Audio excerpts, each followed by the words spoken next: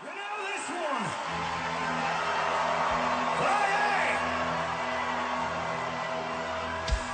I wish I had an angel for a moment of love.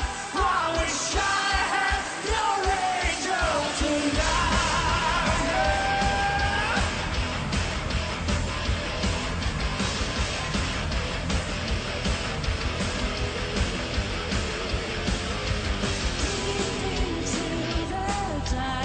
Okay, as you could tell, the next set of albums I will do is Nightwish. I picked Nightwish because they are easily one of my top 5 artists. The list will always change on who my favorite bands are, but Nightwish always seems to hold up. And I like him for a variety of reasons. Among them are: one, I love to listen to him around the winter time. When I was out visiting the Hopi Reservation on a winter trip, when we were driving at night, the moon lit up the snow on the ground, and we drove through the snow flurries during some stretches. So I instantly thought I should play Showtime Storytime on my headphones. It's hard to describe, but the stuff about the symphony, the choirs, the melodies, it really enhances the mood. Whether it's an adventure or a day where I'm just surrounded in one setting. I even love to listen to the score of the Imaginarum film, which I will get into in probably the last video of this series. Many of their songs, as open-ended as they are, from the deep twisted feelings of their keyboardist, speak to me in many ways. Whether it's the fantasy or the interpersonal songs in their later albums, they always seem to have an impact for me. And they always seem to have an inspiration too. I mean, where the core of the members are, Finland has the scenery that inspires the fantasy forest scenes we see in so many movies and novels, as you know, majestic snow-capped mountains or many other landscapes that we see in medieval fantasy novels and shows. And it has a climate that is both beautiful and cruel at the same time, much like how Nightwish songs can be the same way, both beautiful yet relentless and heavy at the same time. I also love Nightwish because no two albums are the exact same. They went through a lot of changes in their sound, and you really never know what they're going to do next. Main songwriter and keyboardist Thomas Holopainen describes their music catalog as symphonic metal, and their music has been described as bombastic, heavy, symphonic, and cinematic, with keyboards and strings creating a gothic atmosphere. Sometimes, when you feel like an element of their past sound is gone, they manage to resurrect it in a new, fresher way, which I'll go over with more as we progress through all their studio albums. During the Tadya era, their first album was still them in their experimental phases, between heavy and folk metal. Their second and third albums were very solid power metal albums. Their fourth and fifth albums were more on the gothic metal side. And the two Annette albums, you see a return to the folk style while also maintaining and expanding their styles they once did before. But there's at least one style that stayed consistent. It was the symphonic sound. And I don't always mean orchestra, I mean how the songs were composed, with clearly different sections, tempo progressions, and key changes. And of course, with the lineup changes with their bassists and singers, it was always, as a Nightwish fan, it's easy to jump to a side and say, no, it was better with this guy. Oh, hey, this newer person is awesome. And I'm not talking about just the singers. They started out as a 4-piece, then were a 5-piece for most of their years, and now, just recently, they are a 6-piece band. And I may have my hopes with what they're going to do with Floor Jansen and Troy Donackley as full-time members, but I'm expecting to be surprised and amazed as always. But before I go into the Annette Olzon era, before I go through the height of the Tadya days, the first album I have to do is an album for the most part is long forgotten, even by me. This album for the most part is either a hidden gem or an album showcasing the band still rough around the edges, depending on what the fans feel about it.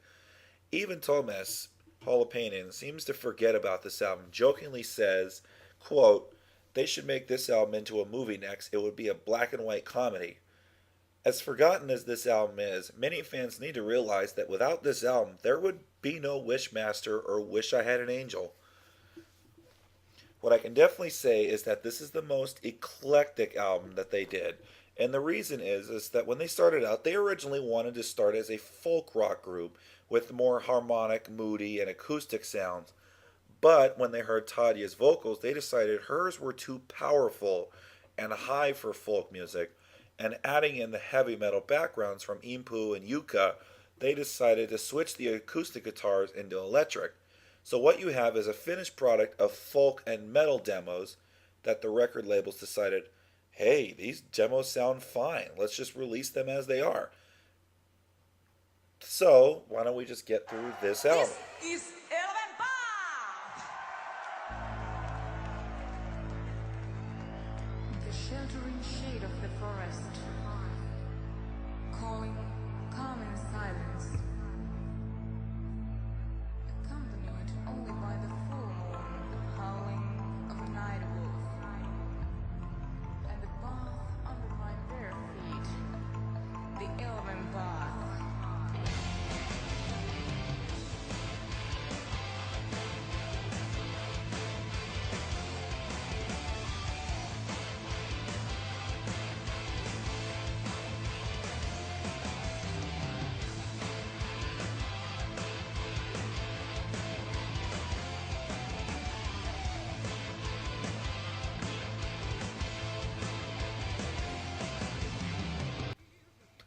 First song, Ilvenpath.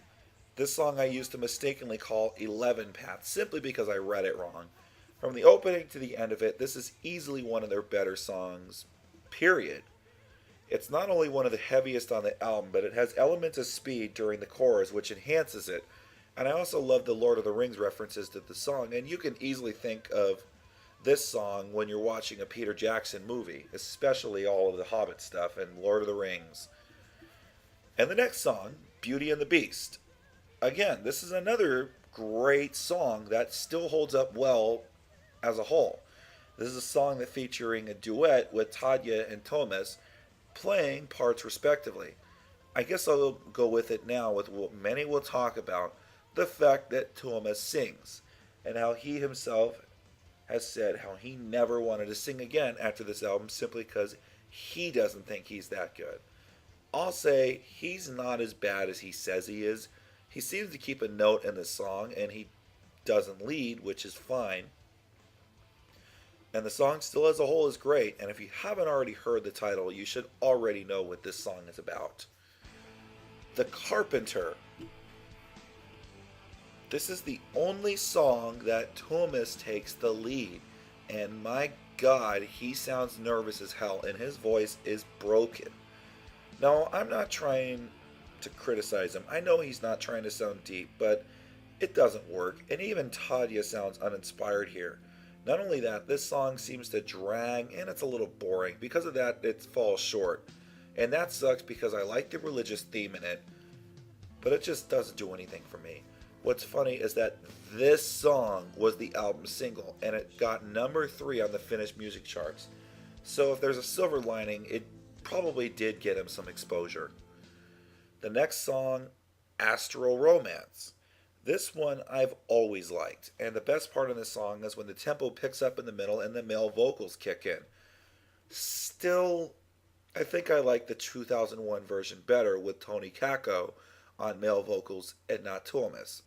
I will say though that either version is a good standalone song. This next song, Angels Fall First. So you're thinking title track, right? It's going to be this huge epic song. This actually surprised both myself and JMap. For JMap, he was thinking, oh yeah, this is going to be an epic song. And instead was surprised that it was an acoustic folk ballad. For me, since he told me it was a slow ballad, I used to skip it many times. But when I finally gave it a listen, I actually was surprised by how much I actually liked the song. It's not for everyone, and I'm pretty sure this was a remnant of the old moody acoustic music they were going to do, but this is a hidden gem in a way, and it starts to pick up in intensity near the end, which is also a plus. The next song, Tutankhamen, is a song that I love for the music in general, especially the Middle Eastern influences throughout the song. Like many Nightwish songs, the best parts are in the middle breakdown, not necessarily the chorus. So it's a nice and catchy and heavy song, hugely underrated. So yes, this is another hidden gem that a lot of fans probably don't know about. The next song, Nymphomaniac Fantasia. My goodness, with a song with such a great title, it is a bland, forgettable song. It's filler, and it's only worth listening to for the last 90 seconds or so as the song ends. That part should have been used as an intro to the album or an epic song. It's a waste. And the next song, Know Why the Nightingale Sings, this one's okay. The thing is, it's the same tempo as the great songs on this album like Elven Path or Astro Romance, and those are way better. The only parts that stand out is the lead solo and of course the ending.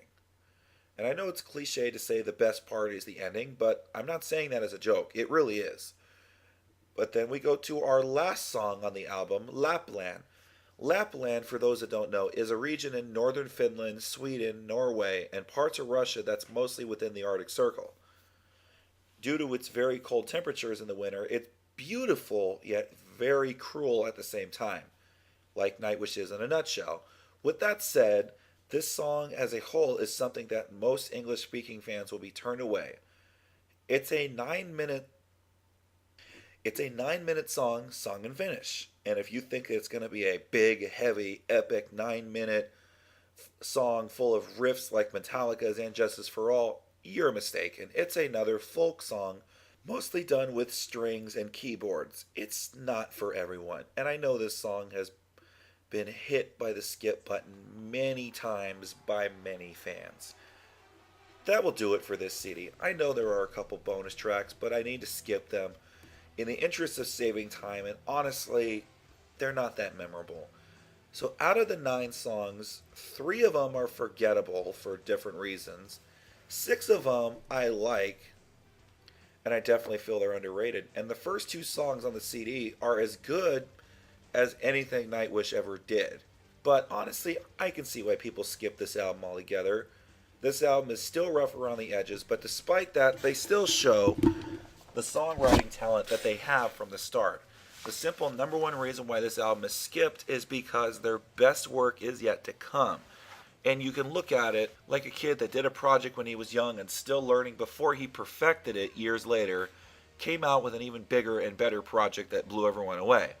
So when you look back at the earlier and lesser project, you're both embarrassed, but still learn to appreciate for what it is. And that's Angels Fall First.